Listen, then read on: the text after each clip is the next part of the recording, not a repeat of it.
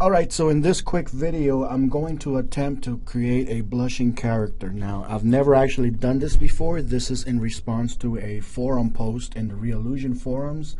But in theory, I should be able to accomplish this by creating a prop and simply animating the opacity level for this prop. So let's begin by, I have already dropped my character in there. I'm going to be using Walter. And in Flash, since CTA doesn't have its own drawing tools, what I'm going to do is I'm going to sample the skin color for Walter. That way I'll just kind of make it easier on myself.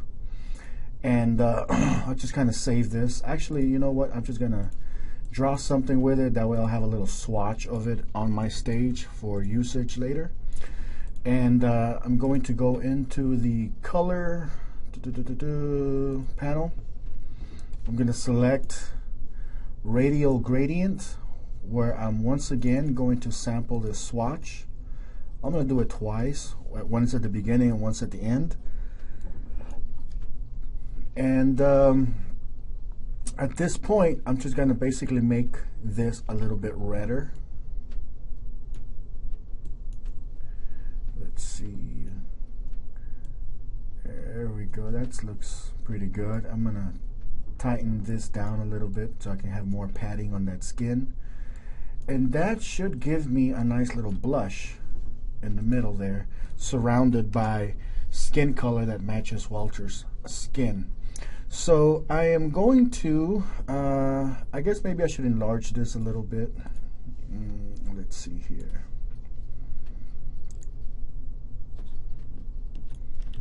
I'm going to do it from inside. There we go, that's much better. And I'm just going to export this as a prop. Let's see, I'm going to call it blush. And I'm going to look for it. There it is. Drop it in there. So now I have this prop, which I need to place on top of this character.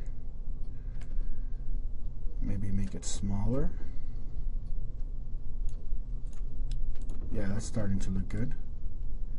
So you can see that the skin, it just kind of blends itself better. Holding the control key and dragging should give me a duplicate copy. And with this thing selected, I'm just going to attach it to the face, or link it to the face itself. That way, whatever motion I would create with this character, it will just stay with the face. I'll show you how that works.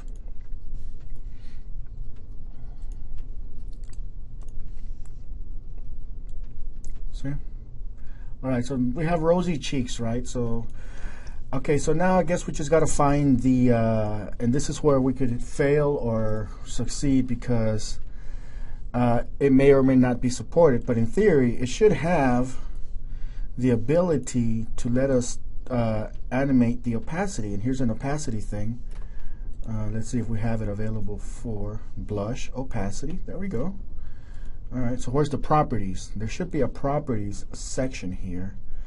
I don't see any kind of properties or anything that would allow me to change the opacity level. There it is. So we make it invisible. We'll do the same thing with this one. Opacity, bring it down.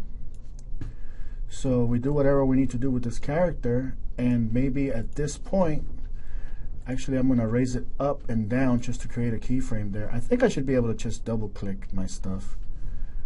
Let me see. Yeah, I should be able to just double click to create a keyframe. So at this point, I want to make it come in from maybe this frame to maybe, I want it to show up on frame 20. Let's do that. From frame 15 to frame 20. We'll just move that one down a bit.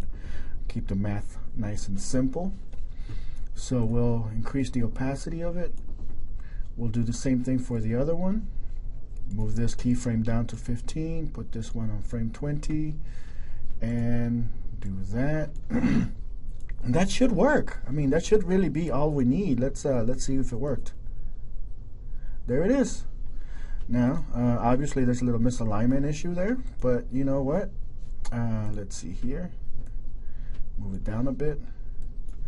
All right, let's take a look. Boom, he blushes. So there you go. We want to remove the blush. We go in here at some point and just remove the opacity. Do the same thing with the other one. And come in and gradually go out. It works. I mean, I knew it was going to work theoretically. I knew the functions were there. I just had never tried it before. So if any of you guys are still having issues with this, I mean, just take a look at the video, follow along, and you can see that it works. All right, that's it.